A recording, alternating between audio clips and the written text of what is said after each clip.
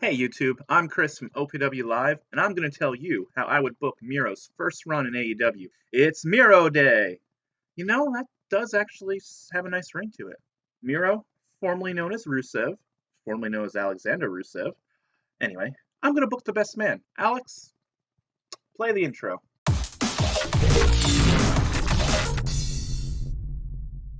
Let me catch you up on the story so far. Miro, as Rusev, was released by the WWE in April of 2020 following a love triangle storyline with his real wife, Lana, and Bobby Lashley. Miro got cucked. He was a cuck. Can I say that on YouTube? After he got released, he started a successful Twitch channel, twitch.tv/MiroTWCH. Frankly, I'm a bit jealous as he's already made partner. Anywho, at All Out, Kip Sabian announced his engagement to Penelope Ford and said he was picking the best man he could as his best man. Fast forward to Wednesday night, and Kip Sabian introduced the best man, Miro. Miro came out, cut the anti-WWE promo that all former WWE stars do, and declared himself the best man. So what's next? Obviously the shot at WWE aside, we have a blank canvas now. So, Mr. Tony Khan, hey, thanks for joining us. I really appreciate it. As a struggling writer myself, I know that writing stories is hard, but I'm going to do AEW a favor today, and I'm going to offer a storyline for free. Put it up on the screen, Alex, and let me tell you how to book Miro. So let's set Miro up from now until approximately Full Gear on November 7th. I won't go week by week, as there are story beats that I think that can be spread out over that time. Plus, AEW just isn't as scripted as WWE, so focusing on story beats rather than all-out scripting makes just a ton more sense.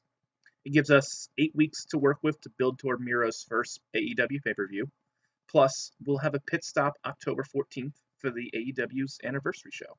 Coincidentally, that's when we are scheduling Kip Sabian's and Penelope Ford's wedding on October 14th. On next week's Dynamite, we'll do two things. Kip and Miro can have pre-Bachelor Party antics because, frankly, both these guys are actually hilarious. They will also team up in Miro's debut match in a winning effort against a team like Private Party or something. Maybe for the initiative to get back together. The week after, Miro can also wrestle on AEW Dark and beat up like Griff Garrison or something. Penelope Ford is also going to have Miro and Kip in her corner for matches too. And Miro, very, very specifically, is going to help her win matches. Miro will also get all the pinfall victories in his and Kip's tag matches.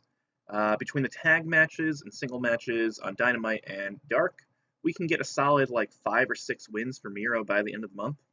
A variation of these three things will happen throughout September, especially the part where Miro is actively helping Penelope Ford win matches.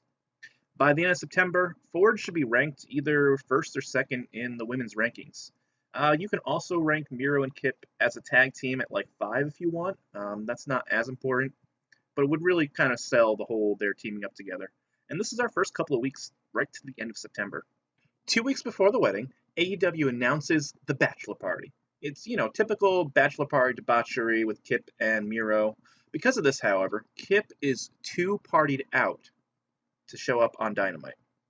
But Penelope Ford has a number 1 contenders match against Big Swole. Miro, who is not too wasted because he is the best man, is in Penelope Ford's corner for the match. Once again, Miro will actively assist in Ford winning the match. Post-match, bit of a steamy celebration as Ford jumps into Miro's arms, and they have just too much eye contact, just a little bit. Steamy. And yes, we've seen Ford versus Sheeta already, but Ford is just generally really good in the ring, and she deserves this, honestly. Next week, the week before the wedding, Miro and Penelope are having a moment backstage when Kip joins them. Kip thanks Miro for stepping up to the plate as the best man and having Penelope's back. Kip is grateful and thinks that he could not have picked no better man. They briefly talk about the wedding, and then Kip, he dismisses Miro because he needs to celebrate with Penelope. And honestly, Kip's kind of a jerk about it. But he's a jerk about most things. That's his character. It is the anniversary show. Kip and Penelope are gonna get married tonight. Earlier in the night, Kip will check in with Miro to make sure that the best man is handling everything. Kip should be a little groomzilla here, frantic about the wedding a bit. Miro reassures him that he is the best man and that Kip will never forget this night. All right, here we go. Fast forward to the wedding. Penelope is in the ring because Kip is going to walk down the aisle. Honestly, I just want to make him a jerk here. He can be a little, groomzilla too here. He and Penelope are then at the altar. They exchange their vows. Penelope should work in some sort of vowing to become the AEW Women's Champion. And Kip is gonna Kip, Finally, the Justice of the Peace will ask the question. You know which question I'm talking about. Miro will take the microphone and explain that he forgot to give Penelope and Kip one last wedding gift. He pulls out a bottle of champagne, pops the cork, and then shatters the bottle on Kip's head. Cue a vicious Miro beatdown on Kip, destroying the wedding and the set of the wedding. Ford is just besides herself, yelling at Miro to stop, but he is just absolutely wrecks Kip and everything that he is in the most brutal way possible. After the beatdown, Miro reaffirms to the crowd, to the camera, that he is the best man as his music plays and the segment ends. Next week rolls around. Miro maybe does another, squash match on Dark. Miro is interviewed and asked why he ruined the wedding of Kip Sabian and Penelope Ford. Miro is offended that AEW brought him in for a silly wedding angle. Miro is the best man, and he deserves better than playing third wheel in a lover's story again. Yeah, we're going to allude to his WWE booking a little bit, not to take a shot at WWE, but to affirm that kayfabe matters, and that we, the audience, we do know Miro's past, and there's no reason not to include it. Miro says that he holds no grudge against Kip, thanks him for bringing him into AEW, but if Kip does get in his way, Miro will just ruin more than his wedding. Kip will justifiably try to interfere in Miro's singles match that night. The match gets thrown out, but instead of fighting Kip, Miro will walk away, smirk on his face. Now, we're not necessarily turning Kip face here, but he's the aggrieved party, sort of, and he should look to get revenge. We can turn Kip face to the conclusion of the story if you really want to, or go back to the status quo. Either way, it doesn't actually matter. Next week, amidst all this, Penelope Ford will get her title shot against Hikaru Shida. Before the match, Ford is interviewed about the distraction that Kip and Miro are providing, and that the interviewer hammers home on how Miro was the one who helped Ford get to this point. Ford reacts appropriately to all of these pressing questions, probably upset, probably annoyed, that kind of thing. But at the end of the segment, she just asks Kip not to accompany her tonight. She wants to be focused. Kip is kind of dejected about this. Ford has her match with Shida, and Miro once again interferes on her behalf. Shida's distracted by Miro, and Ford rolls her up for 1, 2, 3.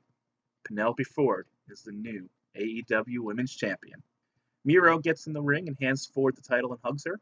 Kip comes out on stage, angry, chair in hand. Ford, warns Miro of this to have him turn around. Miro turns around, and Ford kicks him in the balls from behind. Kip can then beat down Miro with a chair. Now, you may be confused, but it's actually simple. Of course, we are not breaking up real-life couple Kip Sabian and Penelope Ford. Ridiculous. Penelope has agency in this storyline. She's a character, and she loves her fiancé. Sheesh. She's not a trophy to be fought over. Why? No. Ford, I think, can be a credible women's champion as well, so this works out for her. She's not getting shafted in the story here. So, we're almost home. How does the story end? Before I reveal that, if you're enjoying this OPW bonus content, why don't you hit the subscribe button and bell icon below this video to stay up to date with OPW content. Or next to this video, that part is still unclear to me. Alex, can we get a subscription right here on the screen? The button. Man, I hope he did it. Next week, Kip and Penelope can cut a promo in the ring. Penelope can say that she knew that Miro was trying to come between her and her man, but Penelope just put up with it because it was helping her to win matches. She calls him a lowlife, a scoundrel, says he isn't man enough to steal her away from Kip. Kip then challenges Miro to a match at Full Gear. Kip made a mistake, and Miro is not the best man. He brought Miro into AEW, and now he'll send him out. Miro responds, admits to trying to mess with their relationship because Kip was taking advantage of Miro's star power, right? He accepts the challenge, it'll be no disqualification. At Full Gear, Ford will defend her title in a rematch against Shida. She'll win the match either clean or with help from Kip. After the match, Miro blindsides Kip while he and Penelope are celebrating, and that'll lead straight to their match. Unfortunately, Kip will not be able to overcome the Bulgarian Beast. Miro does something like pull forward in front of him to take a shot from Kip, some very dirty tactic like that. Kip will be understandably distraught, and then Miro will do something brutal like use a chair to assist with the accolade or whatever submission finish Miro's going to have now. Just something extra special, extra brutal. So, Mr. Khan and the rest of you two, I hope you enjoyed this. Leave a comment below and tell us how you would book Miro's debut story. Did you like what I said? Do you agree? Do you disagree? Let us know. I'm Chris from OPW Live, and I'll see you next time. Alex, play our outro.